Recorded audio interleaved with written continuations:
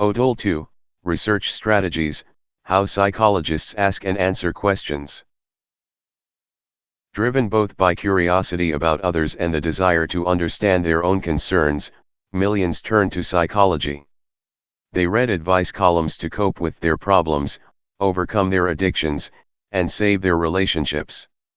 They attend stop smoking hypnosis seminars, play supposedly brain-strengthening online games, and observe as celebrity psychics display their alleged powers. Many immerse themselves in self-help books, websites, and lectures that promise secrets to love and happiness and shortcuts to success.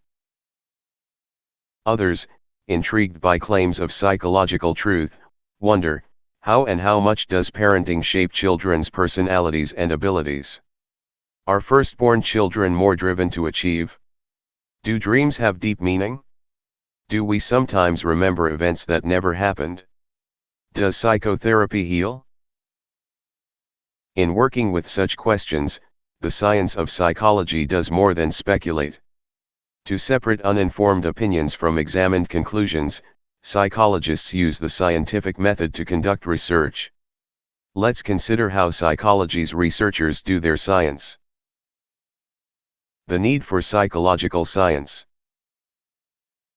Learning objective question LOQ 2-1.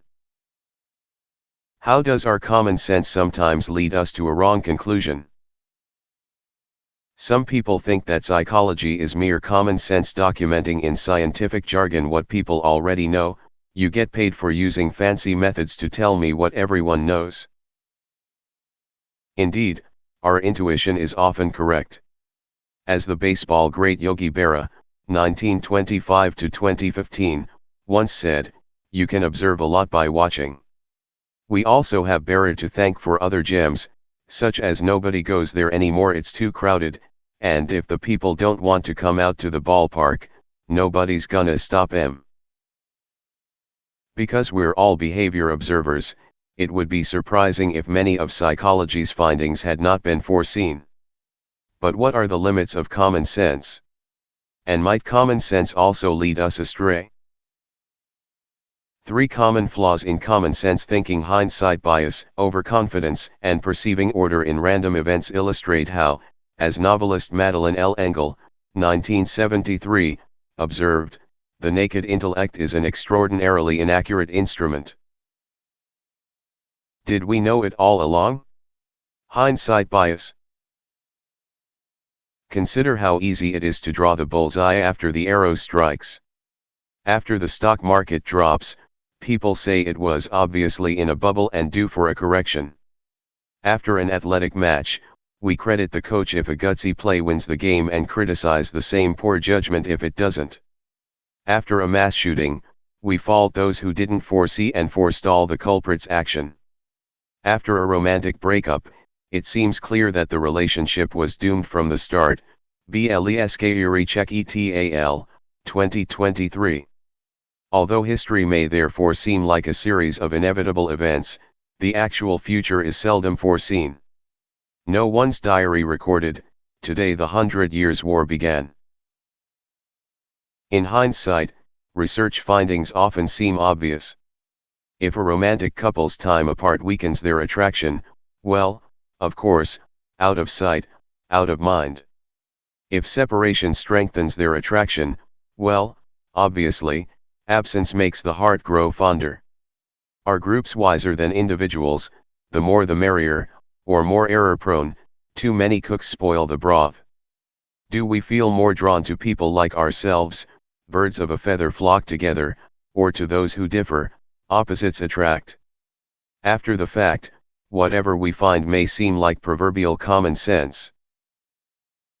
Such errors in people's recollections and explanations show why we need psychological science.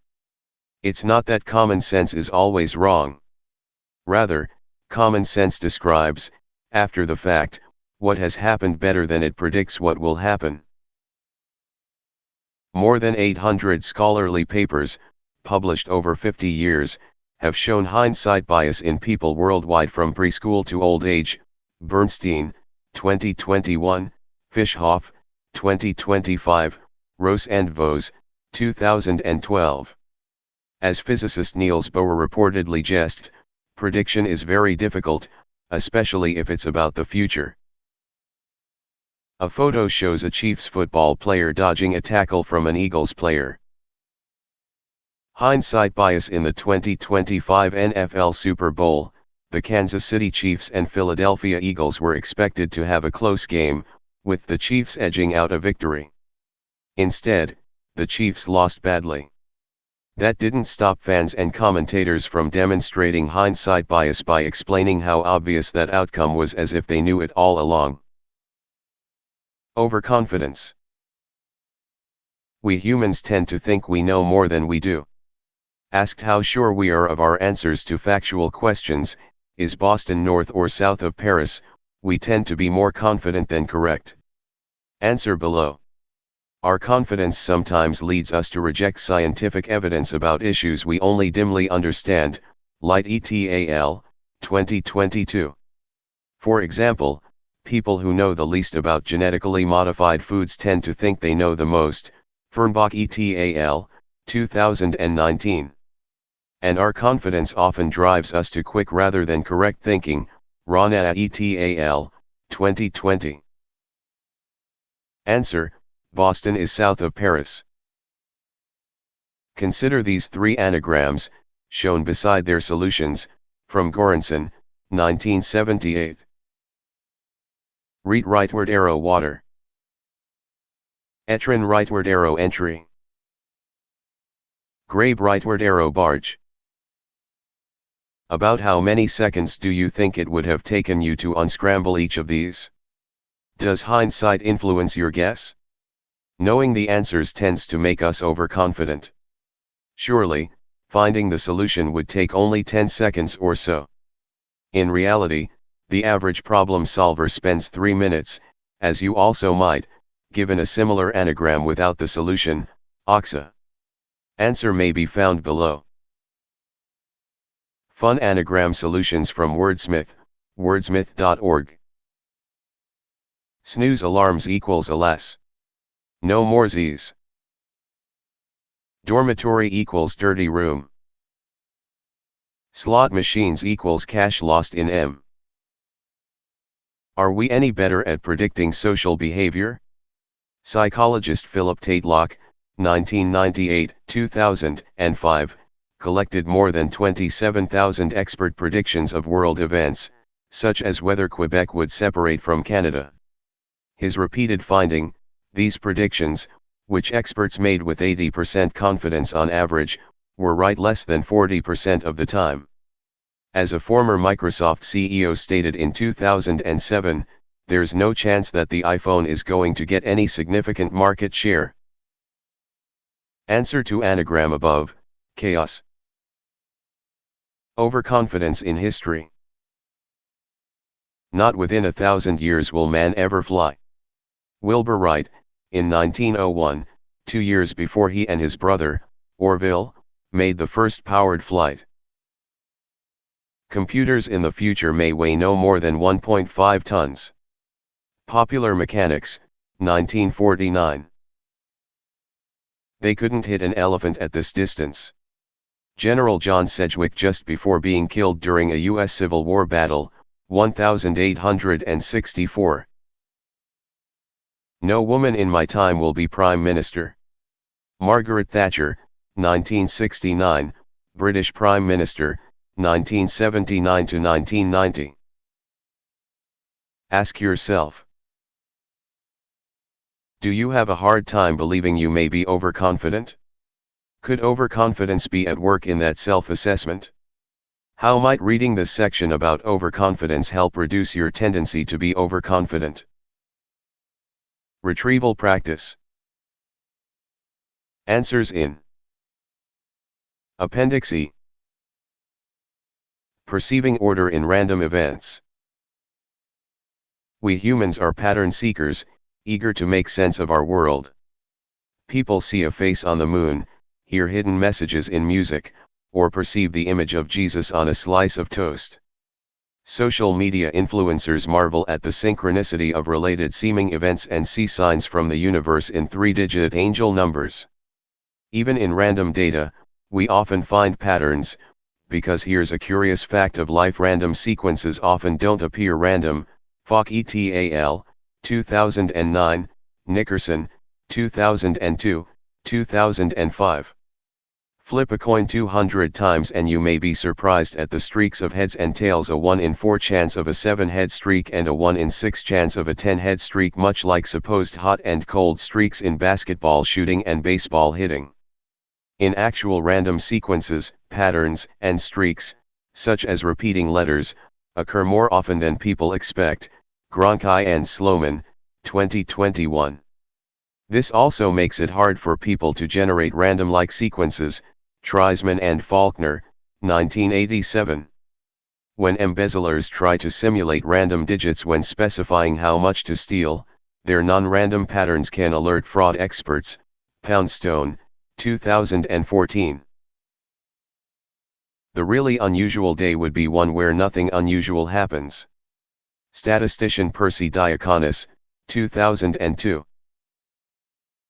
Some happenings, such as 2 people in a family sharing a birthday, seem unlikely but possible. With 50 people in a group, there is a 97% chance.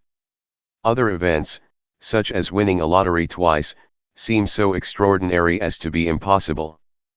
But with a large enough sample, say statisticians, any outrageous thing is likely to happen.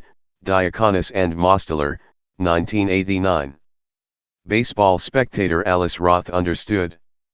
In 1957, Philadelphia Phillies hitter Richie Ashburn hit a foul ball that injured her. As she was being carried out of the stadium on a stretcher, Ashburn hit her again with another foul ball. Seidemann, 2017. The point to remember: we trust our gut feelings more than we should. Fighting falsehoods with psychological science.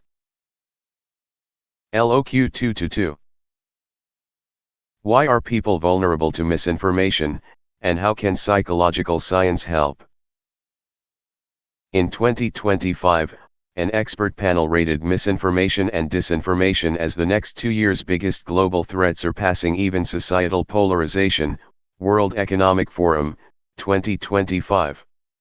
Consider the impact of misleading misinformation, whether intended or not, and of intentionally false disinformation. Misinformation makes us fear the wrong things. Nearly every year from 1989 to 2024, an era of decreasing crime, most U.S. adults have told Gallup that, compared with a year ago, there was more crime. And despite immigrants being arrested and imprisoned for crime less often than native-born Americans, nearly half of Americans have believed that immigrants worsen the crime situation. Abramitsky, 2024, Crawford, 2023, Gallup, 2023. Misinformation kills. Compared with those of their age who were fully vaccinated during the COVID pandemic, those unvaccinated or not fully vaccinated much more often died of COVID, yet they feared it less. Giatino et al., 2023, Ward, 2021. Misinformation rationalizes war. A reported 2/3 of Russians approved of Vladimir Putin's 2022 invasion of Ukraine, which he claimed was a peacekeeping operation to liberate Ukraine from Nazi oppressors. Dickinson, 2022. Ukraine has a Jewish president whose relatives died in the Holocaust. Misinformation fuels conspiracy theories. Millions of people have been persuaded of evil secret plots, that vaccines have embedded microchips, or that an election was stolen via dead people's voting. Some even believe that the 9/11 terrorist attacks or the Sandy Hook school massacre were hoaxes. The result: fiercely divided voters, public outrage, and domestic terrorism. Sternisko et al., 2020. A cartoon shows a quiz competition host standing across from 3 contestants on a stage. Follow link for extended description of Facts Don't Matter. Misinformation has reached crisis proportions. It poses a risk to international peace, interferes with democratic decision-making, endangers the well-being of the planet, and threatens public health. Carl Bergstrom and Jevin West, in Proceedings of the National Academy of Sciences, 2021. Why do people succumb to misinformation? Why do people so readily come to believe what isn't so? Psychological scientists have focused on processes that can hijack people sorting fact from fiction, leading them to believe what isn't so. Fake news flies. The Internet lends wings to misinformation, Adams et al., 2023. In one analysis of 126,000 stories tweeted by 3 million people, falsehoods spread significantly farther, faster, deeper, and more broadly than the truth, Vozui et al., 2018. In an analysis of 123 fact-check stories posted online by 2 million people, falsehoods and ambiguous information reappeared 13 times more often than accurate and precise information, Kauk et al., 2025. Misinformation that makes people outraged spreads especially fast, McLaughlin et al., 2024. As essayist Jonathan Swift foresaw in 1710, a lie can travel halfway around the world while the truth is putting on its shoes. This fake news flies effect is particularly problematic when it comes to disinformation, deliberately planted lies, or AI-generated images. The abundance of falsehoods means that doing your own online research often misleads, Aslett, 2024. People who feel insecure and lonely are more prone to believing misinformation, but we all share information online in an effort to connect with others, Biddlestone et al., 2025, Cosma et al., 2025. So the next time you read or post online, pause and ask yourself whether your need to belong may be overshadowing your desire for accurate information. Our default setting is to believe what others say. Our human default setting is to trust others, Katsur and Poston, 2023. Mostly, other people are useful information sources. But not always. Scammers deceive. Schemers mislead. Indeed, it is easier to come to believe something than it is to stop believing something. In experiments, people have more readily been persuaded to believe something than, once they believe, to unbelieve, Yang et al., 2022. As Benjamin Franklin, 1782, knew, people are much more easily deceived than undeceived. Repetition breeds belief. In experiments, statements become more credible when repeated. What people hear over and over gets remembered, and comes to seem true, a phenomenon called the illusory truth effect, Fazio and Sherry, 2020, Vellani et al., 2023. Even implausible statements, elephants run faster than cheetahs, become more plausible with repetition, Lakasan et al., 2022. What's familiar feels factual. Vivid examples stay mentally available. A mass killing, horrific murder, or plane crash leads the news with vivid images that stay readily available in our memory. Although capturing our attention, headlines fill our minds with what's atypical. As journalists joke, we don't cover the planes that land. Small wonder that people greatly overestimate their risk of experiencing these horrors. We are motivated to confirm our own beliefs. People tend to feel overconfident in their own intuitive judgments and to resist correction. Motivated reasoning leads people to justify their existing beliefs. Confirmation bias inclines people to expose themselves to news commentary, social media, and websites that support their views. We welcome evidence that confirms our prior beliefs, and we discard evidence that contradicts them, Dries et al., 2025. When we search online or use AI, we often use search terms that support what we already believe, Lung and Erminsky, 2025. Moreover, the less expertise people have in a specific area, the more likely they are to overrate their knowledge. A cartoon shows 3 children and a teacher standing in front of a board in a classroom.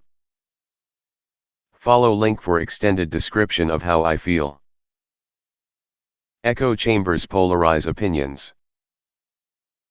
People often seek out and befriend those who reinforce what they already think, creating an opinion echo chamber. Crockett, 2017. On social media, we tend to friend and follow those who think as we do. Sinelli et al., 2021, Figure 2.1.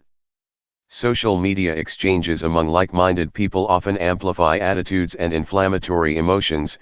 Haidt and Bale, 2023. Thus, in the United States, the percentage of Democrats and Republicans who viewed the opposing party as very unfavorable tripled between 1994 and 2022, from 19 to 58%, Pew, 2022. An illustration shows a red cluster of dots on the right and a blue cluster of dots on the left that are connected at the center by thin lines. Figure 2.1. The meeting of like minds on social media. Most people discuss contentious issues with like-minded others. In this graph of politically charged Twitter, X, activity, each node represents a user who sent a message, each line represents a user who retweeted something. As the graph makes clear, users overwhelmingly sent messages to, and retweeted messages from, those who shared their liberal, blue, or conservative, red, ideology. Brady et al., 2017. How not to drown in the misinformation sea, keeping truth afloat with psychological science. Faced with a fire hose of falsehoods, we can resist. We can remember that most of us misperceive ourselves as comparatively invulnerable. M. Chen et al., 2023. We can filter incoming information with critical thinking and a scientific mindset. We can be wary of the persuasive power of repetition, of vivid but misleading anecdotes, of motivated reasoning, and of like-minded polarization. We can winnow evidence with open-minded curiosity, skepticism, and humility. And we can assist others by debunking and prebunking falsehoods. Debunking. Imagine that a friend or classmate worries that, as one myth asserts, COVID vaccines contained microchips to track citizens. Imagine also that you know better that this falsehood stems from false news shared on social media and podcasts. Reuters, 2020. Should you rebut the claim with evidence? Or would that backfire, causing your friend to double down and defend the myth more strongly?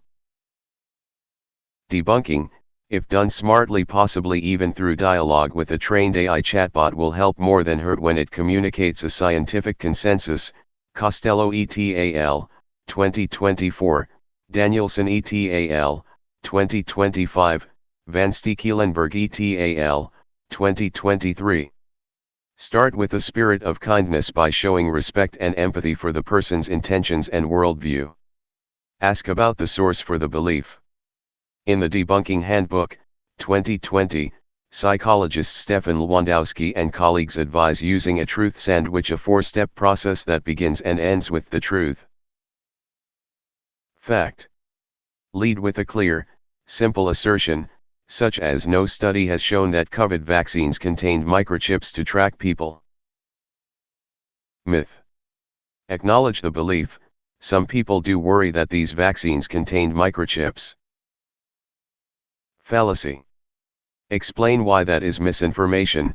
Social media and podcasts made the claim, but they were exposed as fraudulent. Fact.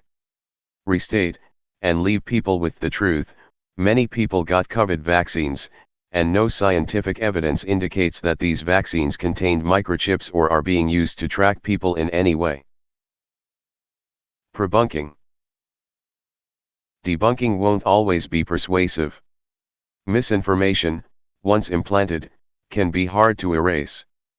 But as in medicine, prevention is better than cure. So an even better strategy is to prebunk, to inoculate and protect people from likely future misinformation. Van der Linden, 2023, 2024, Figure 2.2. Preemptively forewarn people about manipulative techniques, about deepfake digital images and videos, or about a falsehood, and equip them with pertinent evidence.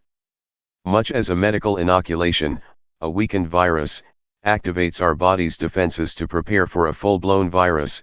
Such misinformation vaccines can prepare us to resist untruths.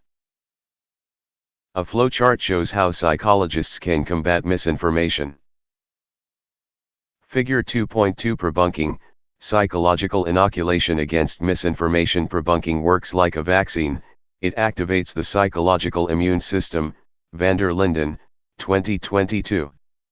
Prebunking generates cognitive antibodies that help people think critically and reduce their susceptibility to misinformation even before they encounter it. And like a vaccine, prebunking benefits both the individual and the community. The inoculated person is less likely to pass on misinformation to others. Follow link for extended description of Figure 2.2 Prebunking, psychological inoculation against misinformation. Google has experimented with prebunking by offering internet videos that teach people how to spot false claims before they encounter them. Klepper, 2023. In Europe, for example, they prebunked misinformation about the war in Ukraine and its refugees. Another effective prebunking strategy is to create and share a visual replica of a deceptive message, with an embedded debunking message known as a poison parasite. That way, the next time people view the deceptive message, it will also remind them of the associated counterargument. In 7 experiments, counterarguments to misinformation were more effective when associated with the deceptive communication. Figure 2.3. Those who were forewarned were forearmed. A text box displays 2 advertisements conveying contrasting messages about the same political candidate. Figure 2.3 Prebunking misinformation with an embedded poison parasite to prepare people to resist a misleading message, such as a deceptive ad for a political candidate. A. An effective strategy is, b. to associate a replica of the message with counterarguments. Cialdini et al., 2021. Follow link for extended description of Figure 2.3 Prebunking misinformation with an embedded poison parasite. The good news is that we can combat misinformation by embracing a scientific mindset. Mindful of our own biases, we can observe and learn.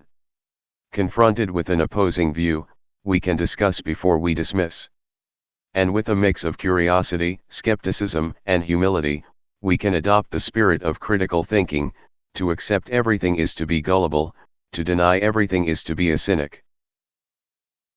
The best way we can transcend ideology is to teach our students, regardless of their majors, to think like scientists. Psychologist, and former Yale University president, Peter Salovey, Knowledge Can Be Power, 2018. Retrieval practice. Answers in Appendix E. The scientific method. The foundation of all science is an attitude that combines curiosity, skepticism, and humility. Psychologists complement this scientific attitude with the scientific method, a self-correcting process for evaluating ideas with observation and analysis.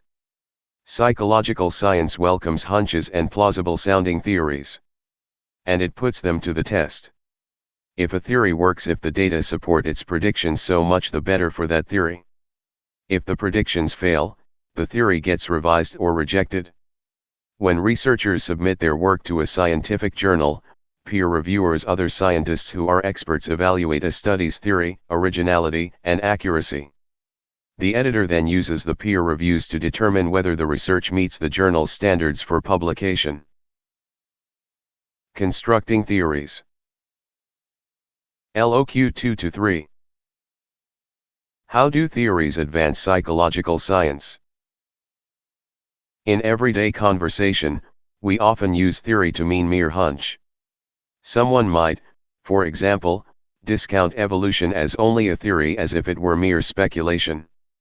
In science, a theory explains behaviors or events by offering ideas that organize our observations. A theory summarizes and simplifies by using principles to organize isolated facts. As we connect the observed dots, a coherent picture emerges. The stronger our theory, the better it can guide us toward clear, testable questions that lead to new discoveries. A theory of how sleep affects memory, for example, helps us organize countless sleep-related observations into a short list of principles. Imagine that we observe over and over that people with good sleep habits tend to answer questions correctly in class and do well at test time. We might therefore theorize that sleep improves memory. So far, so good. Our principle neatly summarizes a list of observations about the effects of a good night's sleep. Yet no matter how reasonable a theory may sound, and it does seem reasonable to suggest that sleep boosts memory, we must put it to the test. A good theory produces testable predictions, called hypotheses. Such predictions specify which results would support the theory and which results would disconfirm it. To test our theory about how sleep affects memory, we might hypothesize that when people are sleep deprived, they will remember less from the day before. To test that hypothesis, we might assess how well people at a sleep laboratory remember information they studied before either a good night's sleep or a shortened night's sleep, figure 2.4. The results will either support our theory or lead us to revise or reject it. A circular flowchart shows the process of the scientific method and is overlaid on a photo of a student yawning while studying. Figure 2.4. The scientific method. This self-correcting process asks questions and collects data to find answers. Follow link for extended description of Figure 2.4. The scientific method. Our theories can bias our observations. Having theorized that better memory springs from more sleep, we may find what we expect. We may perceive sleep-deprived people's answers as less accurate. The urge to find what we expect is strong, both inside and outside the laboratory. In the end, our theory will be useful if it, 1. Organizes observations and, 2. Implies predictions that anyone can use to check the theory or to derive practical applications. Does people's sleep predict their retention? Eventually, our research may, 3. Stimulate further research that leads to a revised theory that better organizes and predicts. As a check on their own biases, psychologists use precise, measurable operational definitions of research procedures and concepts. For example, researchers might clarify that, for their study, sleep deprived means that a person slept at least 2 hours less than their natural sleep duration. Likewise, a study of aggression may observe how many pins you stab into a doll that represents a lab partner, or a study of helping may record dollars donated. By using carefully worded statements, others can repeat, the original observations with different participants, materials, and circumstances. If they get similar results, confidence in the findings' reliability grows. The first study of hindsight bias, for example, aroused psychologists' curiosity. Now, after many successful replications with differing people and questions, we feel sure of the phenomenon's power. Replication is confirmation. Replication is an essential part of good science. Over a decade, psychologists attempted to replicate 307 studies. They could reproduce similar results 64% of the time, Nosek et al., 2022. Replication failures often occur when effects are small. Our behaviors are typically influenced by many factors having small effects, or when samples are small, Gandhi et al., 2024. So psychologists increasingly study large samples, sometimes collaborating with many researchers. Blake and Gangestad, 2020, Psychological Science Accelerator, 2023. A bigger sample equals a better chance of replication.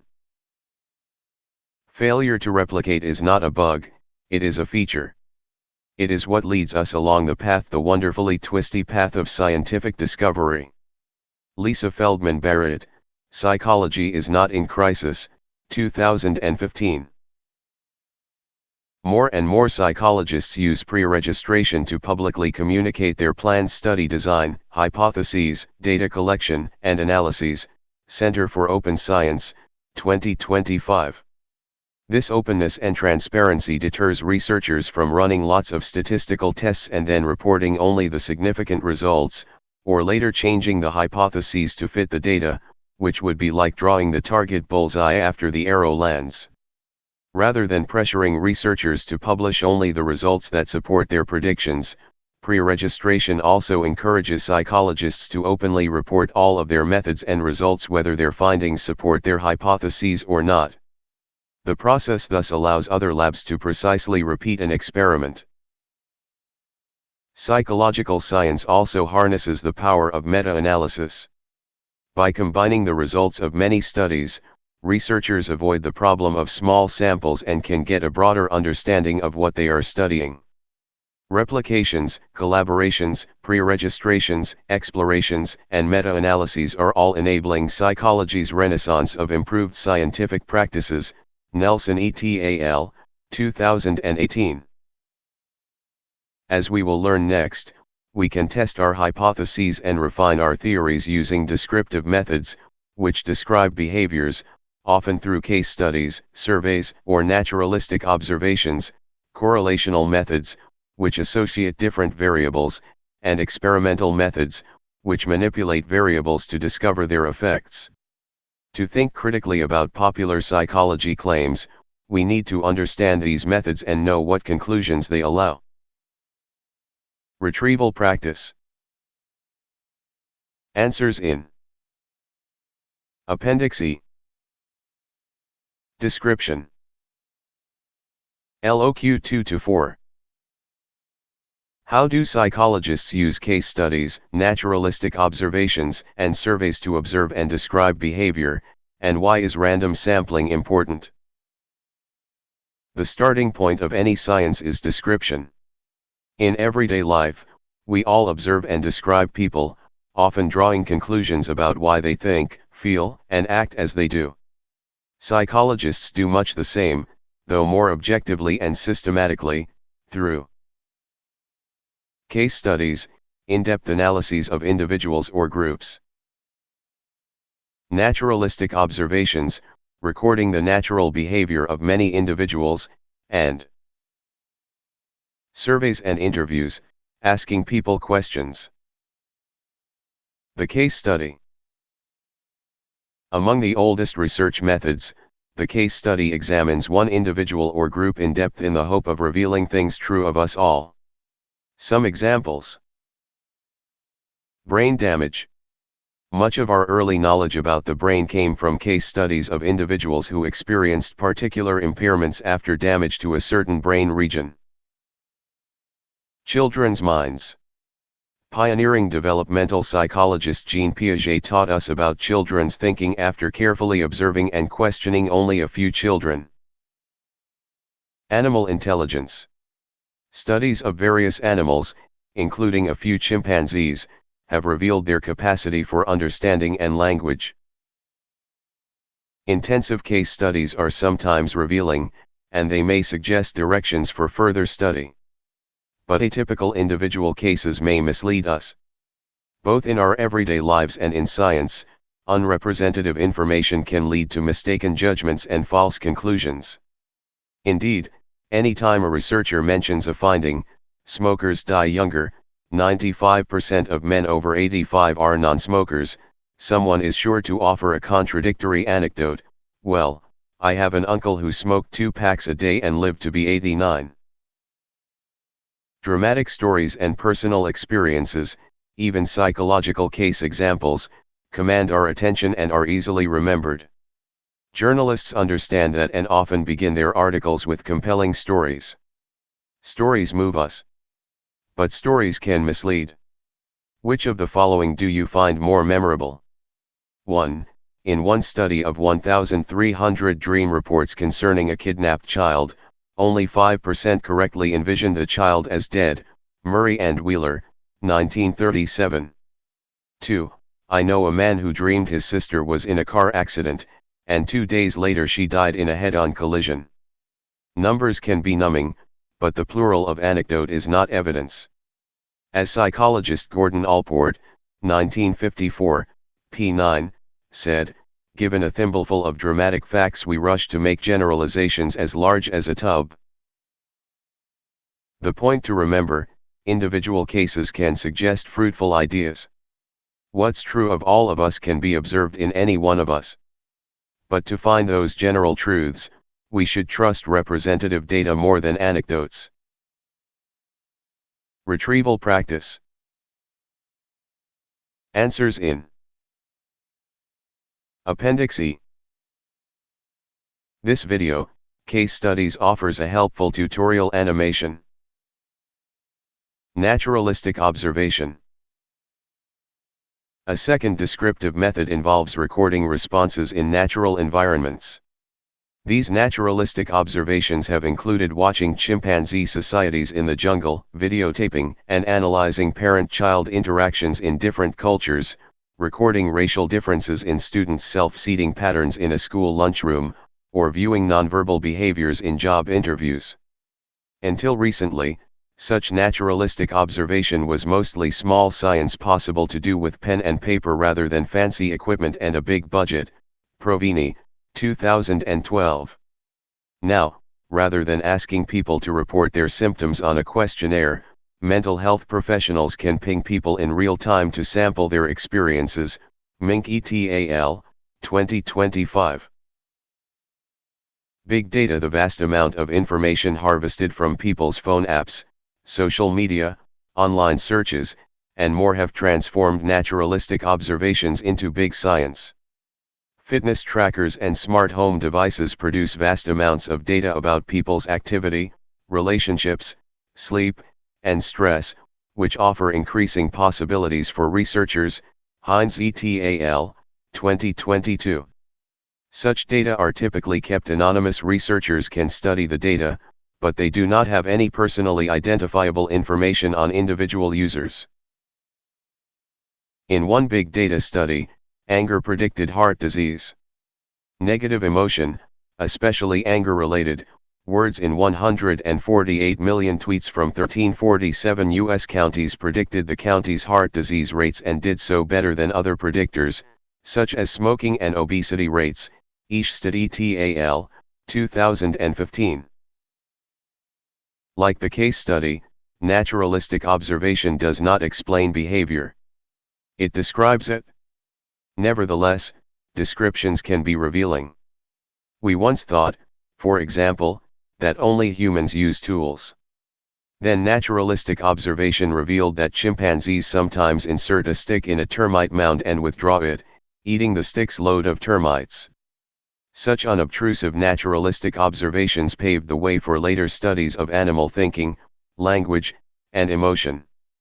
Thanks to researchers' observations, we know that chimpanzees and baboons use deception.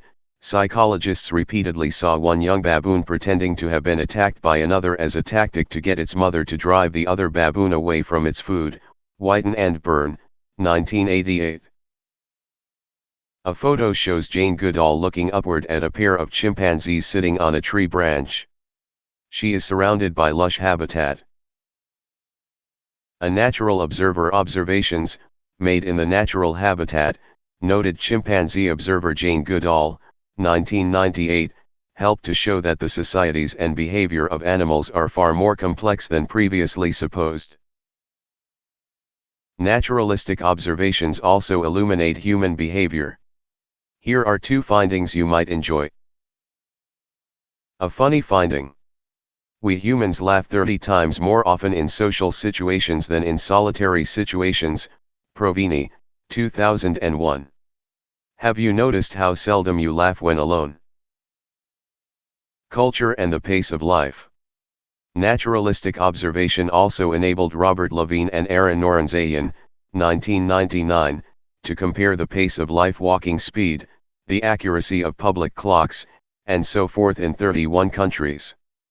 Their conclusion: life is fastest paced in Japan and Western Europe, and slower paced in economically less developed countries. Naturalistic observation offers interesting snapshots of everyday life, but it does so without controlling for all the factors that may influence behavior. It's one thing to observe the pace of life in various places, but another to understand what makes some people walk faster than others. Nevertheless, descriptions can be revealing. The starting point of any science is description. Retrieval practice. Answers in Appendix E. This video, Naturalistic Observation, offers a helpful tutorial animation. The survey. A survey examines many cases, asking people to report their behavior or opinions. Questions about everything from sexual practices to political opinions are put to the public. Here are some recent survey findings. Compared with young adults of an earlier generation, those born in the 1960s and 1970s, twice as many young adults born in the 1990s have reported having no sexual partners. Tweng, 2023. Across 24 countries, 1 in 2 people reported believing in the existence of intelligent alien civilizations in the universe. Lampert, 2017. 55% of all humans, some 4.51 billion people, say that religion is very important in their lives. Evans, 2024. But asking questions is tricky. People may shade their answers in a socially desirable direction, such as by underreporting their cigarette consumption or overreporting how often they vote. And the answers often depend on how a researcher's questions are worded and how respondents are chosen. Wording effects. Even small changes in the order or wording of questions can make a big difference. When U.S. white evangelical Christians were asked whether 1. Humans have evolved over time, or 2. Humans have existed in their present form since the beginning of time, only 32% expressed a belief in evolution. Funk, 2019. But 68% expressed a belief in evolution when asked whether 1. Humans have evolved over time due to processes such as natural selection. God or a higher power had no part in this process. 2. Humans have evolved over time due to processes that were guided or allowed by God or a higher power. Or 3. Humans have existed in their present form since the beginning of time. Because wording is such a delicate matter, critical thinkers will reflect on how a question's phrasing might affect people's expressed opinions. Random sampling. In everyday thinking, we tend to generalize from samples we observe, especially vivid cases. An administrator who reads, 1. A statistical summary of an instructor's student evaluations and 2. The annoyed comments of 2 irate students may be influenced as much by the biased sample of 2 unhappy students as by the statistical summary of many favorable evaluations. The temptation to succumb to the sampling bias to generalize from a few vivid but unrepresentative cases, such as long-lived, long-time smokers, is nearly irresistible. So how do you obtain a representative sample? Say you want to learn how your fellow students feel about online learning. It's often not possible to survey the whole group. How then could you choose a group that would represent your college or university's total student body? Typically, you would seek a random sample, in which every person in the entire population has an equal chance of being included in the sample group. You might number the names in the school's student roster and use a random number generator to pick your survey participants. Sending each student a questionnaire wouldn't work, because the conscientious people who returned it would not be a random sample. Large representative samples, often around 1,500 people when national surveys are conducted, are better than small ones, but a smaller representative sample of 100 is still better than a larger unrepresentative sample of 500. You cannot compensate for an unrepresentative sample by simply adding more people. Political pollsters sample voters in national election surveys just this way. Without random sampling, large samples such as from opt-in website polls often give misleading results. But by randomly sampling people from all areas of a country, polls can provide a reasonably accurate snapshot of the nation's opinions. In today's world, however, with so many people not answering phones, door knocks, and emails, getting this random sample is a challenge. Even so, final presidential pre-election polls, by weighting respondents to match the overall voting population, usually fall within about 4% of the outcome. Reiki, 2023, Van Dam, 2024. With very large samples, estimates become quite reliable. The letter E is estimated to represent 12.7% of the letters in written English. E, in fact, is 12.3% of the 925,141 letters in Melville's Moby Dick, 12.4% of the 586,747 letters in Dickens' A Tale of Two Cities, and 12.1% of the 3,901,021 letters in 12 of Mark Twain's works. Chance News, 1997. The point to remember: before accepting survey findings, think critically. Consider the sample. The best basis for generalizing is from a representative, random sample. Retrieval practice.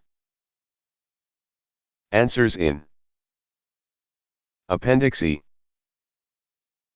Correlation. LOQ 2-5.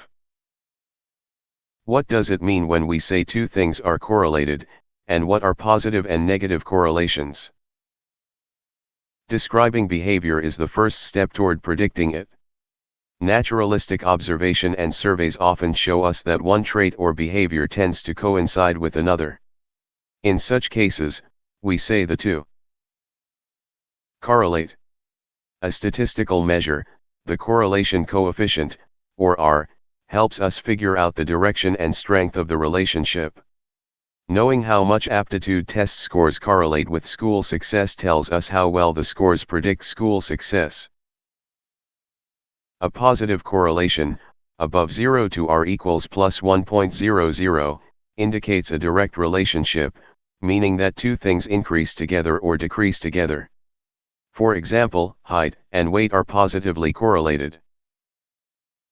A negative correlation, below 0 to R equals 1.00, indicates an inverse relationship: as one thing increases, the other decreases.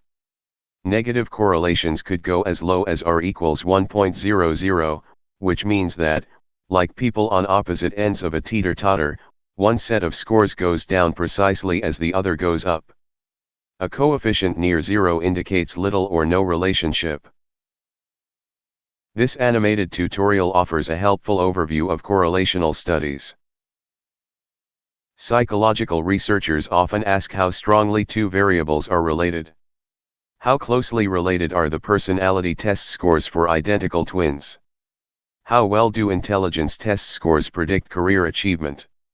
Do people's depression levels predict their anxiety? In such cases, scatter plots can be very revealing. Each dot in a scatter plot represents the values of two variables. The three scatter plots in Figure 2.5 illustrate the range of possible correlations from a perfect positive to a perfect negative. Perfect correlations rarely occur in the real world. A correlation is positive if two sets of scores, such as for height and weight, tend to rise or fall together. Three scatter plots labeled A through C show different patterns of correlation. Figure 2.5 scatter plots, showing patterns of correlation. Correlations abbreviated R can range from plus 1.00, scores for one variable increase in direct proportion to scores for another, to 0.00, no relationship, to 1.00, scores for one variable decrease precisely as scores for the other rise. Follow link for extended description of Figure 2.5 scatter plots. A negative correlation isn't bad. It simply means two sets of scores relate inversely, one set going up as the other goes down. The correlation between people's height and the distance from their head to the ceiling is strongly, perfectly, in fact, negative. Saying that a correlation is negative also says nothing about its strength. Statistics can reveal what we might miss with casual observation. To demonstrate, consider the responses of 2,291 Czech and Slovakian volunteers who rated, on a 1 to 7 scale, their fear and disgust related to each of 24 animals, Polak et al., 2020. With all the relevant data right in front of you, Table 2.1, can you tell whether the correlation between participants' fear and their disgust is positive, negative, or close to zero? Table 2.1 People's fear and disgust responses to various animals. Animal. Average fear.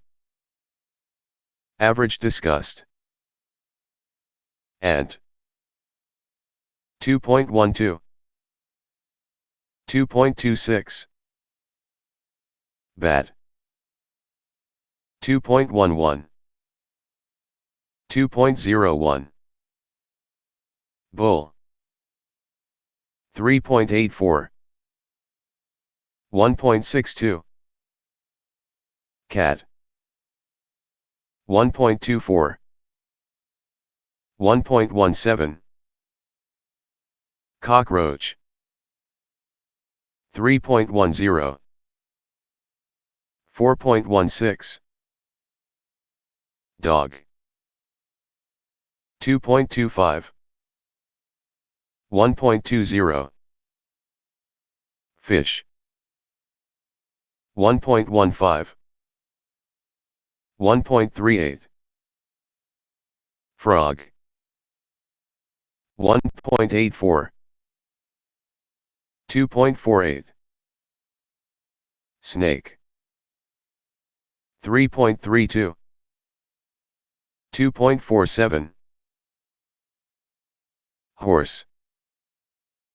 1.82. 1.11. Lizard. 1.46. 1.46. Louse. 3.58. 4.83. Maggot. 2.90. 4.49. Mouse. 1.62. 1.78. Panda. 1.57. 1.17. Pigeon. 1.48. 2.01. Rat. 2.11. 2.25. Rooster. 1.78. 1.34. Roundworm. 3.49. 4.79. Snail. 1.15. 1.69. Spider. 4.39. 4.47. Tapeworm. 3.60. 4.83. Viper. 4.34. 2.83. Wasp. 3.42. 2.84. When comparing the columns in Table 2.1, you might not detect much of a relationship between fear and disgust. In fact, the correlation in this example is positive, R equals plus 0.72, which becomes clear when we display the data as a scatter plot, figure 2.6. A scatter plot shows average disgust rating on the vertical axis and average fear rating on the horizontal axis. Figure 2.6 scatter plot for fear and disgust fell toward 24 animals. This display of average self-reported fear and disgust, each represented by a data point, reveals an upward slope, indicating a positive correlation. The considerable scatter of the data indicates the correlation is much lower than plus 1.00. Follow link for extended description of figure 2.6 scatter plot for fear and disgust felt toward 24 animals.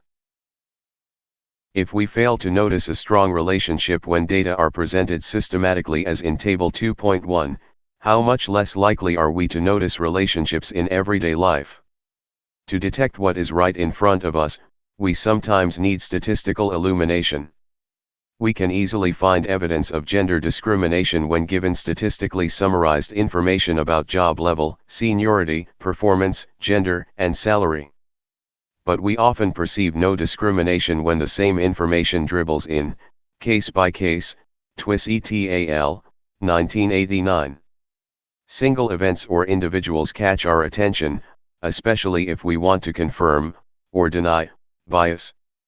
In contrast, statistics calculate patterns by counting every case equally.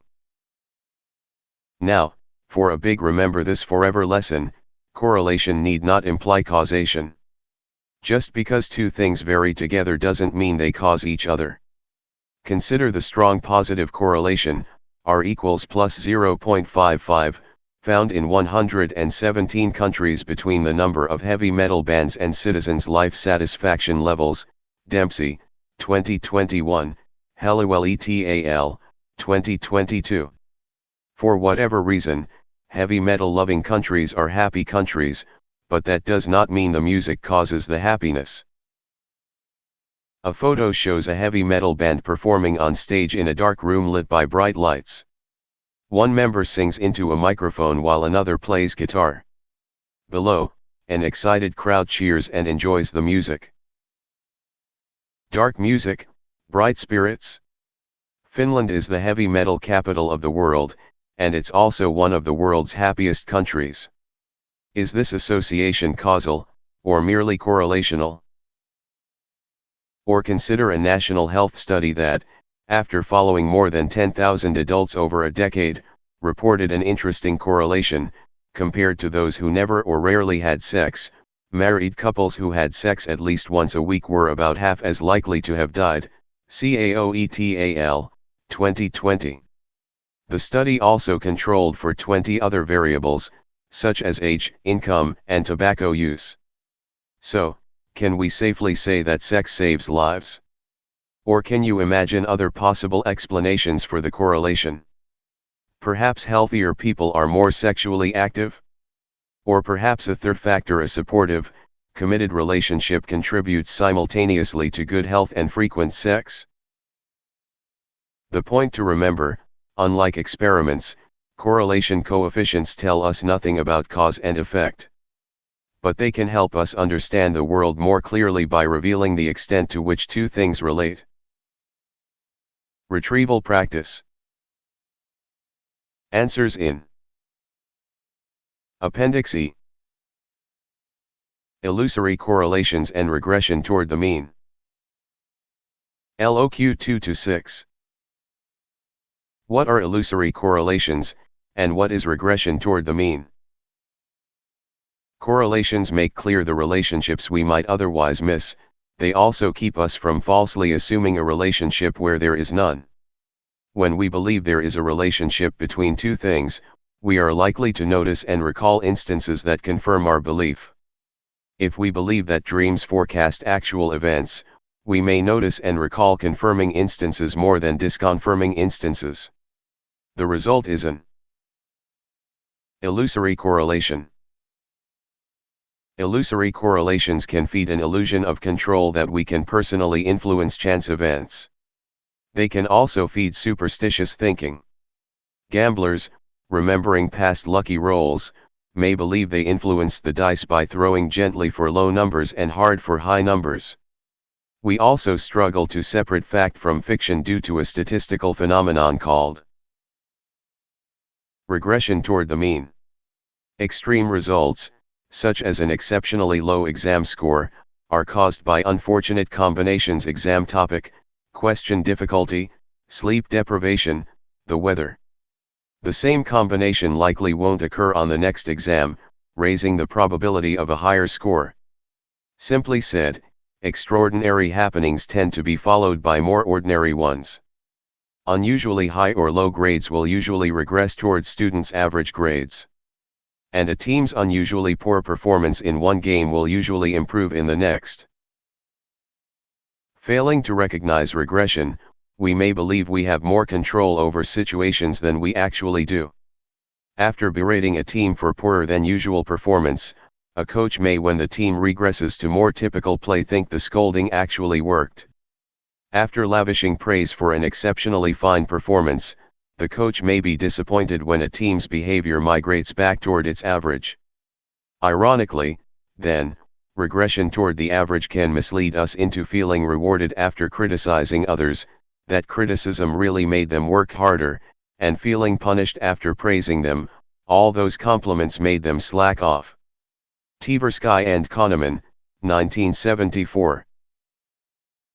Once you become sensitized to it, you see regression everywhere. Psychologist Daniel Kahneman, 1985.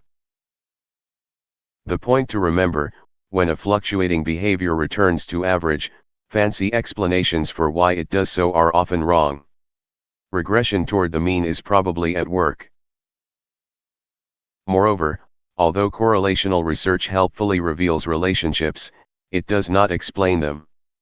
If teen social media use correlates with, predicts, teen risk of depression, that may or may not indicate that social media use affects depression risk. Other explanations are possible. More on this in Thinking Critically About Correlation and Causation. LOQ 2-7. Why do correlations enable prediction but not cause-effect explanation? An infographic titled, Correlation and Causation, shows how correlation does not prove causation. Follow link for extended description of correlation and causation. Retrieval practice. A photo shows a middle-aged couple lying on their stomachs and posing happily for a photo. They are supporting their raised upper bodies with their arms positioned along the floor. Answers in Appendix E. Experimentation. LOQ 2-8. What are the characteristics of experimentation that make it possible to isolate cause and effect? Happy are they, remarked the Roman poet Virgil, who have been able to perceive the causes of things. Let's consider how psychology's varied methods can together illuminate the cause of an alarming social trend: the soaring depression rate among teens, especially girls, CDC, 2023, Figure 2.7, which has led to a more than doubled rate of youth hospitalization for attempted suicide or self-injury, Araklian et al., 2023. A line graph shows the percentage of U.S. teens experiencing feelings of sadness or hopelessness. Figure 2.7. U.S. teen mental health. An increasing number of teens have reported persistent feelings of sadness or hopelessness, with the biggest increase among girls. Data from CDC, 2023. Follow link for extended description of Figure 2.7. U.S. teen mental health. Given that increased teen mental health challenges have coincided with broadening availability of smartphones and social media access, psychologists Jonathan Haidt, Zach Roche, and Jean Twenge, 2025, wondered if social media is a culprit. Screen time displaces face-to-face interactions and sleep. And social media prompts comparisons with our online friends, who seem to party, travel, and enjoy life more. To assess possible social media harm, Haidt and his colleagues assembled the evidence from 4 psychological science methods: correlational, longitudinal, experimental, and quasi-experimental. Correlational. First, they asked, does time spent on social media correlate with teen mental health? In 78% of the 97 studies they considered, the answer was yes. The modest overall correlation becomes dramatic when considering only girls' social media exposure, as in the British data in Figure 2.8, Kelly et al., 2018. A graph shows a study of the percentage of depressed UK teenagers in relation to the amount of time they spend on social media. Figure 2.18 Depression and social media use. UK teen depression levels increased with daily social media use, especially among girls. Data from Kelly et al., 2018. Follow link for extended description of Figure 2.18 Depression and social media use. Longitudinal. Second, they asked, does social media use at time 1 predict mental health at time 2? Maybe. Among 57 longitudinal, over time, studies, the answer was yes for 37 of them. Experimental. What do such findings mean? Is there a cause-effect connection, perhaps above a certain amount of screen time? Should parents limit their teens' screen time? Even big correlational data from a million teens couldn't tell us. To identify cause and effect, researchers. Experiment. Experiments enable researchers to isolate the effects of one or more variables by 1. Manipulating the variables of interest and 2. Holding constant, controlling, other variables. To do so, they often create an experimental group in which people receive the treatment, such as reduced screen time, and a contrasting control group in which they do not. To minimize any pre-existing differences between the two groups, experimenters randomly assign people to each condition. Random assignment, whether with a random number generator or by the flip of a coin, effectively equalizes the two groups. If 1/3 of the volunteers for an experiment can wiggle their ears, then about 1/3 of the people in each group will be ear wigglers. So, too, with age, intelligence, attitudes, and other characteristics, which will be similar in the experimental and control groups. Thus, if the groups differ at the experiment's end, we can surmise that the treatment had an effect. Note the difference between random sampling, which creates a representative survey sample, and random assignment, which equalizes the experimental and control groups. So, what do experiments reveal about the relationship between teens' social media use and their risk of depression and self-harm? One experiment identified nearly 1,700 people who received instructions to deactivate their Facebook account for 4 weeks, whereas other participants were told not to change their social media habits. Alcott et al., 2020. Compared with people in the control group, those randomly assigned to the deactivation group spent more time watching TV and socializing with friends and family, and they reported lower depression, and greater happiness and satisfaction with their lives, and less post-experiment Facebook use. These results are consistent with Haid, Roche, and Tweng's review. Out of 44 experiments, 80% showed a causal effect of social media use on mental health outcomes. This video, Random Assignment, offers a helpful tutorial animation. Quasi-experimental. Finally, Haid, Roche, and Tweng asked, did the timing of social media arrival predict mental health? A quasi-experiment is a research design used to evaluate an intervention without the use of random assignment. In this case, Haid, Roche, and Tweng reviewed studies that examined whether the rollout of Facebook on a campus or the arrival of high-speed internet in a community was followed at that location by increased mental health problems. In 80% of these quasi-experiments, as social life moved online, mental health declined, especially for girls.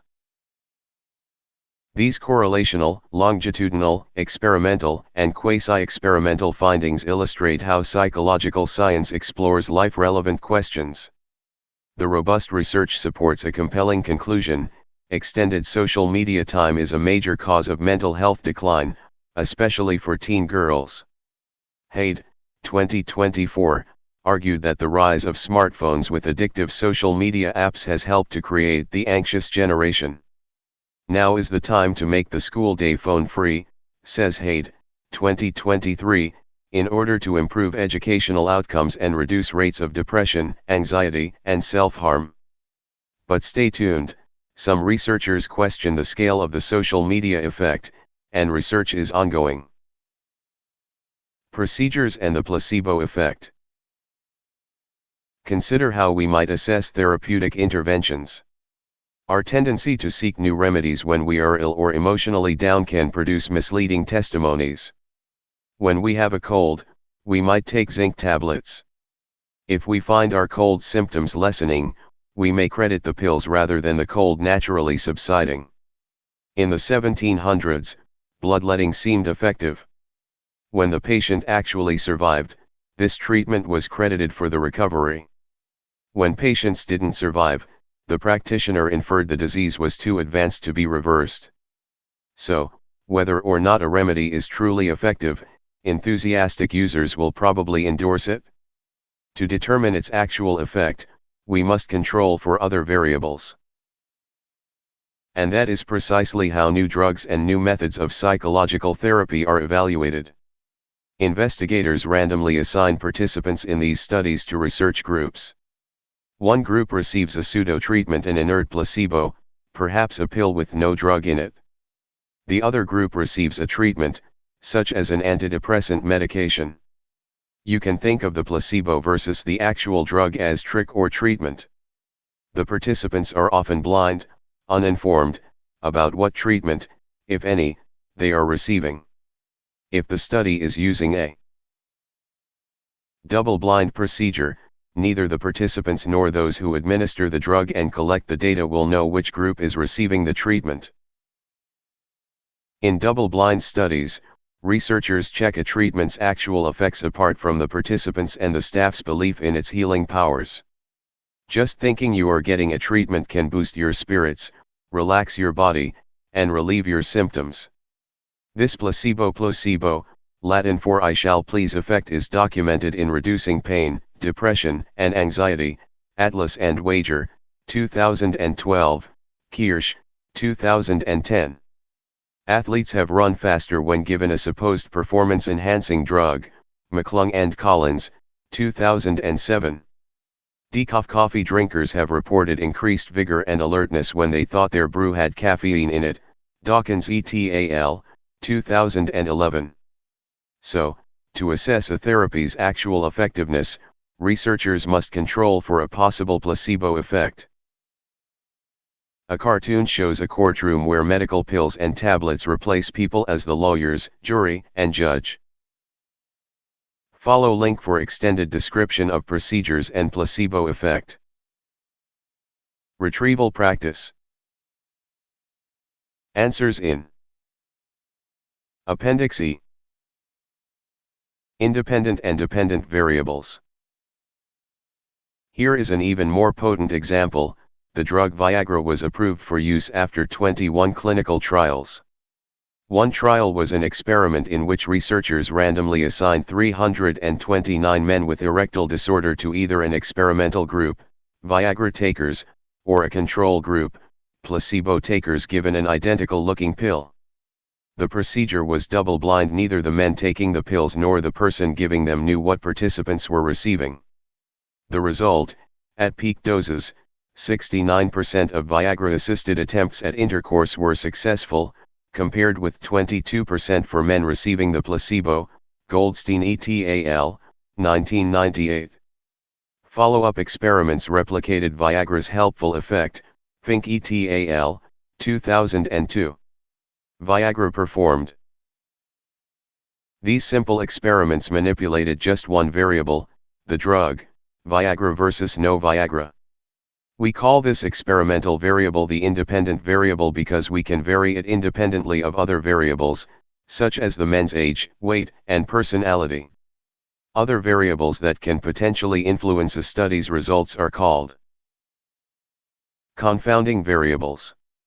Random assignment controls for possible confounding variables. Experiments examine the effect of one or more independent variables on some measurable behavior or mental process, called the dependent variable because it can vary depending on what occurs during the experiment. Both variables are given precise operational definitions, which specify the procedures that manipulate the independent variable, the exact drug dosage and timing in the study, or measure the dependent variable, the men's responses to questions about their sexual performance. These definitions offer enough precision that others can replicate the study. Figure 2.9 outlines the Facebook experiment design. A photo and a flowchart explain how random assignment is used in experimental research. Figure 2.9 Experimentation to establish causation. Psychologists attempt to control for confounding variables by randomly assigning some participants to an experimental group, others to a control group. Measuring the dependent variable, depression score, will determine the effect of the independent variable, social media exposure.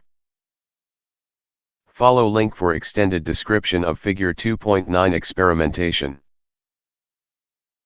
Let's pause to check your understanding using a simple psychology experiment, to test the effect of perceived ethnicity on the availability of rental housing.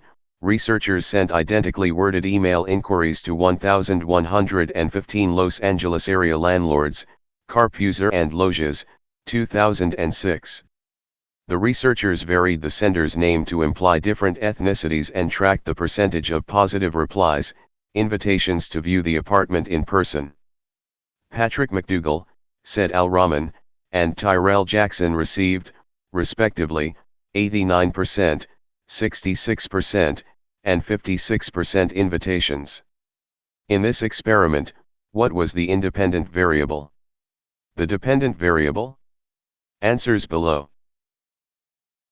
We must guard against not just racial slurs, but against the subtle impulse to call Johnny back for a job interview, but not Jamal.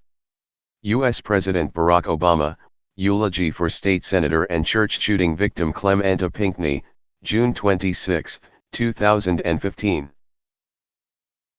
Experiments can also help us evaluate social programs.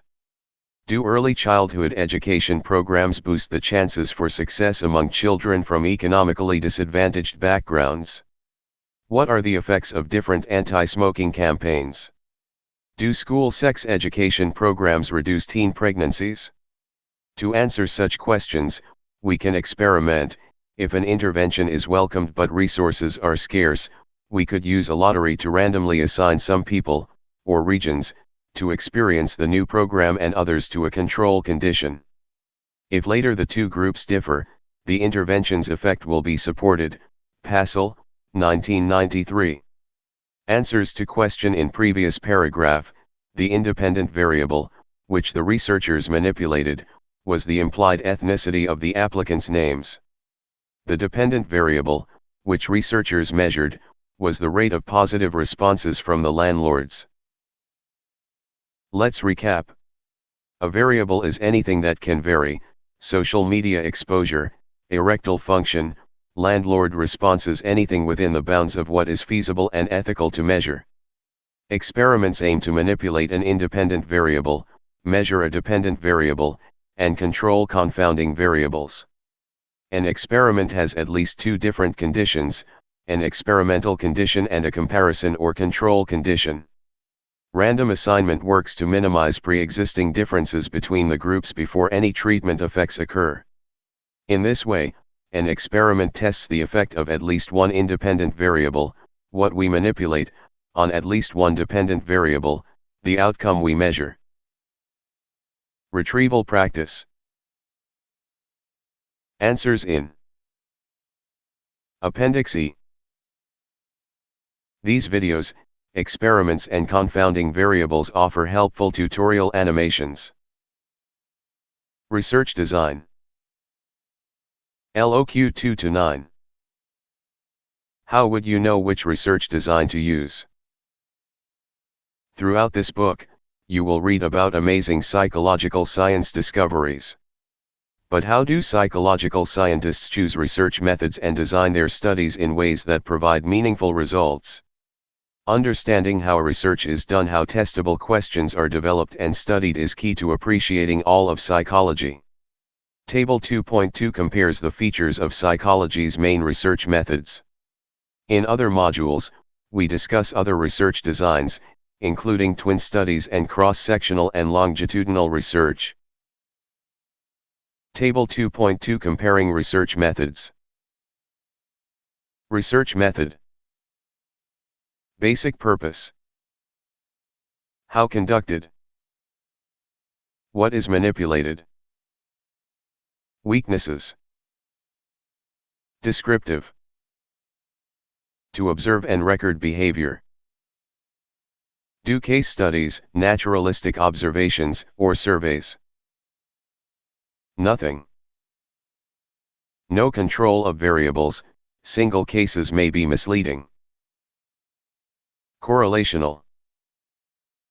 To detect naturally occurring relationships, to assess how well one variable predicts another. Collect data on two or more variables, no manipulation. Nothing. Cannot specify cause and effect. Experimental. To explore cause and effect. Manipulate one or more variables, use random assignment. The independent variable, S. Sometimes not feasible, results may not generalize to other contexts, not ethical to manipulate certain variables. In psychological research, no questions are off limits, except untestable, or unethical, ones. Does free will exist? Are people born evil? Is there an afterlife? Psychologists can't test those questions. But they can test whether free will beliefs, aggressive personalities, and a belief in life after death influence how people think, feel, and act.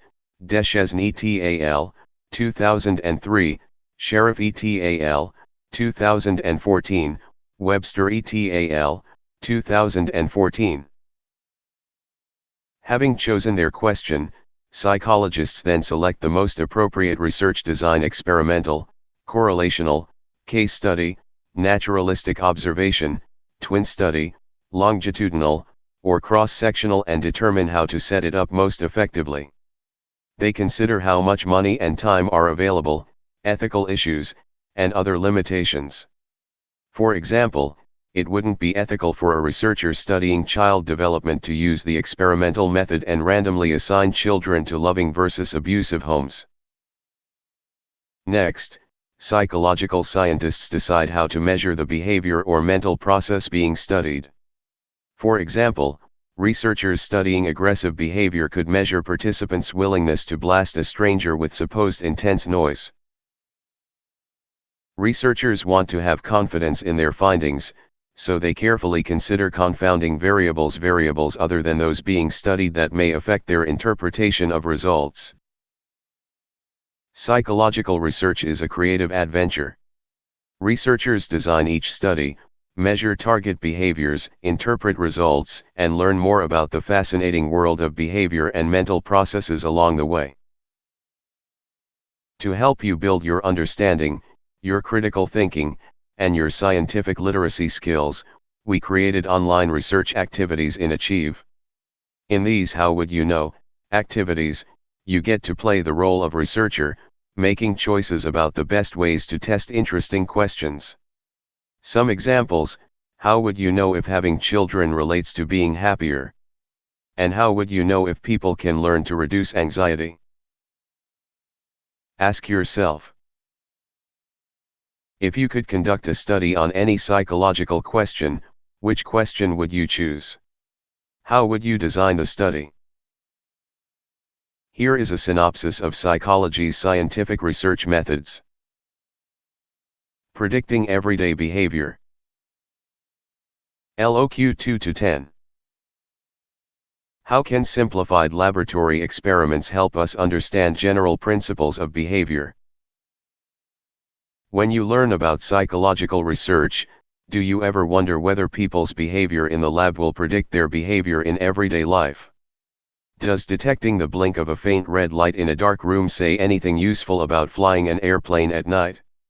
After viewing a violent, sexually explicit film, does a man's increased willingness to push buttons that he thinks will deliver a noise blast to a woman really say anything about whether viewing violent pornography makes a man more likely to abuse a woman? Before you answer, consider, the experimenter intends the laboratory environment to be a simplified reality, one that simulates and controls important features of everyday life. Just as a wind tunnel lets airplane designers recreate airflow forces under controlled conditions, a laboratory experiment lets psychologists recreate psychological forces under controlled conditions. An experiment's purpose is not to recreate the exact behaviors of everyday life, but to test theoretical principles. Mook, 1983. In aggression studies, deciding whether to push a button that delivers a noise blast may not be the same as slapping someone in the face, but the principle is the same. It is the resulting principles, not the specific findings, that help explain everyday behaviors.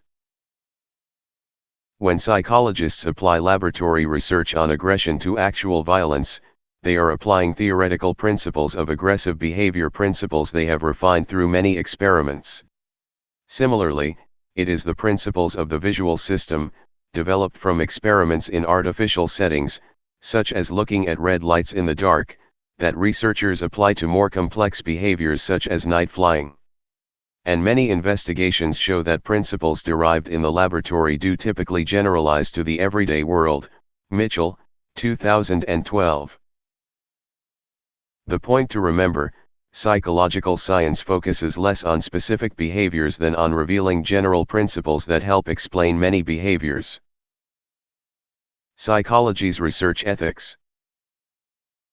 LOQ 2-11.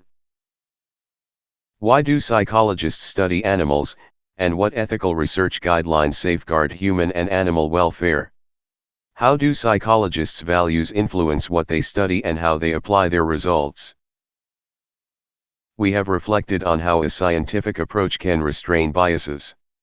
We have learned how case studies, naturalistic observations, and surveys help us describe behavior. We have also noted that correlational studies assess the association between two variables, showing how well one predicts another. We have examined the logic that underlies experiments, which use control conditions and random assignment of participants to isolate the causal effects of an independent variable on a dependent variable. Yet even knowing this much, you may still be approaching psychology with a mixture of curiosity and apprehension. So, before we plunge in, let's entertain some common questions about psychology's ethics and values. Studying and protecting animals. Many psychologists study non-human animals because they find them fascinating. They want to understand how different species learn, think, and behave. Psychologists also study animals to learn about people. We humans are not like animals, we are animals, sharing a common biology. Animal experiments have therefore led to treatments for human diseases: insulin for diabetes, vaccines to prevent polio and rabies, transplants to replace defective organs. Humans are complex. But some of the same processes by which we learn are present in other animals, even sea slugs and honeybees. The simplicity of the sea slug's nervous system is precisely what makes it so revealing of the neural mechanisms of learning. Ditto for the honeybee, which resembles us humans in how it learns to cope with stress. Dingas et al., 2017. Rats are very similar to humans except that they are not stupid enough to purchase lottery tickets. Dave Barry, 2002. Sharing such similarities, should we not respect our animal relatives? The animal protection movement protests the use of animals in psychological, biological, and medical research. We cannot defend our scientific work with animals on the basis of the similarities between them and ourselves and then defend it morally on the basis of differences, noted Roger Ulrich, 1991. In U.S. national surveys, half of adults oppose and half favor the use of animals in scientific research, with support greater among those most informed about science. Strauss, 2018. Out of this heated debate, two issues emerge. The basic one is whether it is right to place the well-being of humans above that of other animals. In experiments on stress and cancer, is it right that mice get tumors in the hope that people might not? Was it right that researchers exposed monkeys to a coronavirus in the search for a COVID vaccine? Chandrasekhar et al., 2020. Human slaughter for meat 80 billion animals a year, Ritchie and Roser, 2019. Is our use and consumption of other animals as natural as the behavior of carnivorous hawks, cats, and whales? Please do not forget those of us who suffer from incurable diseases or disabilities who hope for a cure through research that requires the use of animals. Psychologist Dennis Feeney, 1987.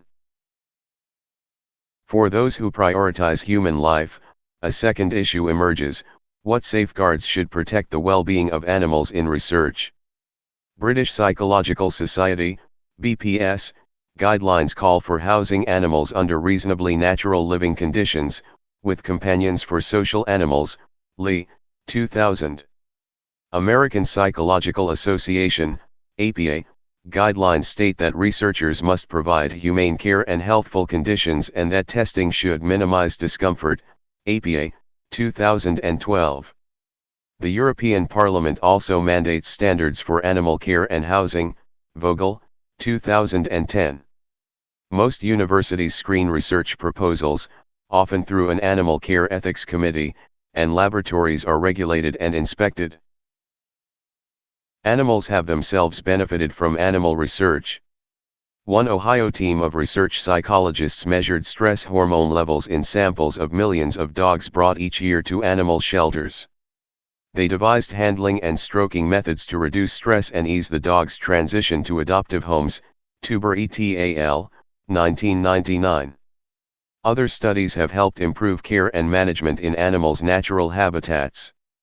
By revealing our behavioral kinship with animals and the remarkable intelligence of chimpanzees, gorillas, and other animals, experiments have also led to increased empathy and protection for them.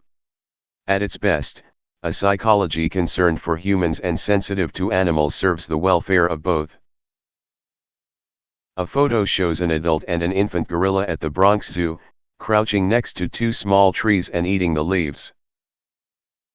Animal research benefiting animals. Psychologists have helped zoos enrich animal environments, for example, by giving animals more choices to reduce the learned helplessness of captivity, Curtis, 2015, Weir, 2013. Thanks partly to research on the benefits of novelty, control, and stimulation, these gorillas are enjoying an improved quality of life in New York's Bronx Zoo. Studying and protecting humans. What about human participants? Does the image of white-coated scientists seeming to deliver electric shocks trouble you? Actually, most psychological studies are free of such stress. Blinking lights, flashing words, and pleasant social interactions are more common. Occasionally, researchers temporarily stress or deceive people, but only when they believe it is essential to a justifiable end, such as understanding and controlling violent behavior or studying mood swings. Many experiments won't work if participants know everything beforehand. Wanting to be helpful, the participants might try to confirm the researchers' predictions. Some of psychology's famous experiments used stressful and deceptive methods that are unacceptable today. These early psychologists deprived baby monkeys of their mothers, conditioned human babies to burst into tears, and semi-starved conscientious objectors. We discuss each of these in other modules. Today's ethics codes, from the APA and Britain's BPS, urge researchers to 1. Obtain potential participants' informed consent to take part, 2. Protect participants from greater than usual harm and discomfort, 3. Keep information about individual participants confidential, and 4. Fully debrief people, explain the research afterward, including any temporary deception. To enforce these ethical standards, universities and research organizations have institutional review boards that screen research proposals and safeguard the rights, welfare and well-being of human research participants, NIES, 2019. Retrieval practice. Answers in Appendix E. This video, Research Ethics, offers a helpful tutorial animation. Ensuring scientific integrity. In science, as in everyday life, mistakes happen. When data get accidentally miscomputed or misreported, that's forgivable and correctable. What's not acceptable and will get a scientist banished from the profession is fraud. Leading scientists cite honesty as the most important scientific value, followed by curiosity and perseverance. Nature, 2016. To seek career advancement by plagiarizing another's words or ideas, or to make up data, is to risk finding one's career ended.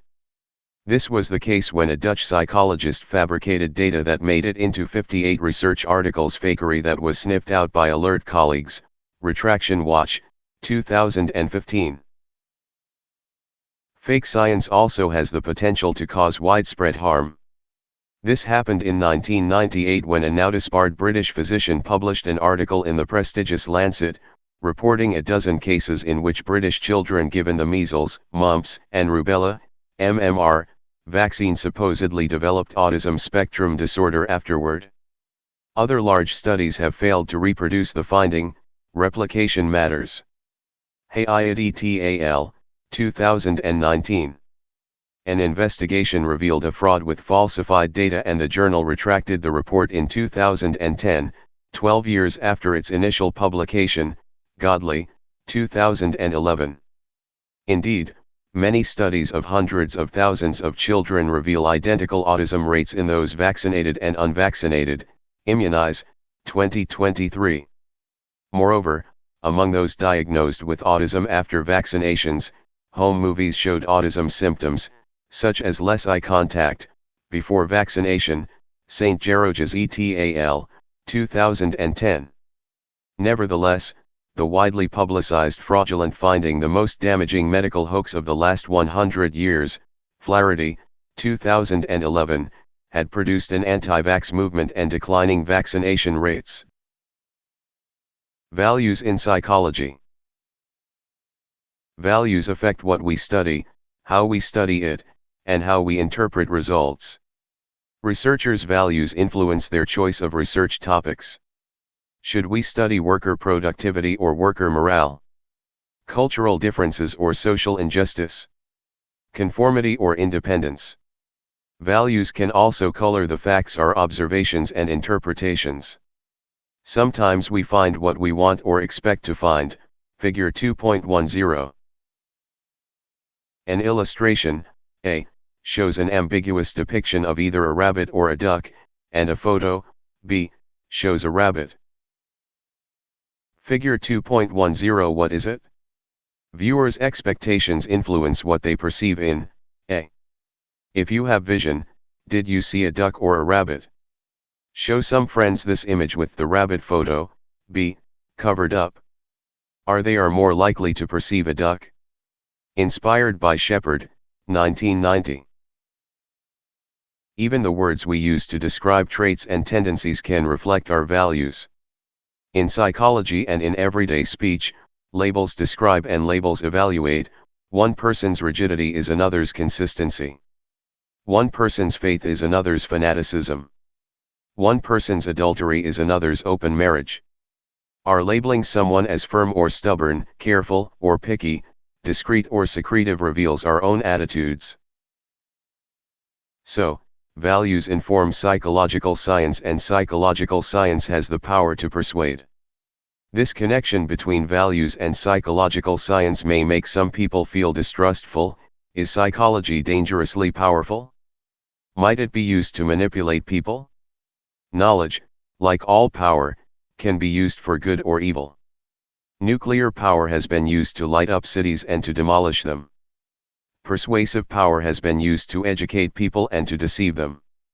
Although psychology does have the power to deceive, its purpose is to enlighten.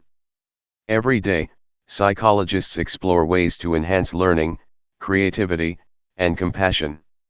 Psychology speaks to many of our world's great problems: extremist terrorism, political corruption, economic inequality, climate change, prejudice, refugee crises, all of which involve attitudes and behaviors. Psychology also speaks to our deepest longings for love, for happiness, for meaning. Psychology cannot address all of life's great questions, but it speaks to some mighty important ones. Two portraits show Kenneth Clark and Mamie Phipps Clark. A black and white photo shows a child pointing to a white baby doll while looking at two hands holding both a white and a black doll. Psychology speaks in making its historic 1954 school desegregation decision. The U.S. Supreme Court cited the expert testimony and research of psychologists Mamie Phipps Clark and Kenneth Clark, 1947. The Clarks reported that, when given a choice between black and white dolls, most African American children chose the white doll. This choice indicated that they had likely absorbed and internalized anti-black prejudice. Ask yourself, what other questions or concerns do you have about psychology? Review. Module 2, Research Strategies, How Psychologists Ask and Answer Questions. Learning Objectives. Test yourself. Answer these repeated learning objective questions on your own, before showing the answers here, or checking the answers in Appendix D, to improve your retention of the concepts. McDaniel et al., 2009, 2015. Terms and concepts to remember. Test yourself. Write down the definition in your own words, then check your answer. Hindsight bias. Peer reviewers. Theory. Hypothesis. Operational definition. Replication. Pre-registration. Meta-analysis. Case study. Naturalistic observation. Survey. Random sample. Population. Correlation. Correlation coefficient. Variable. Scatterplot. Illusory correlation. Regression toward the mean. Experiment. Experimental group. Control group. Random assignment. Double-blind procedure. Placebo effect. Independent variable. Confounding variable. Dependent variable. Informed consent. Debriefing. Module test. Test yourself. Answer the following questions on your own first, then show the answers here, or check your answers in Appendix E. Continue testing yourself in Logo, Achieve. To learn and remember most effectively.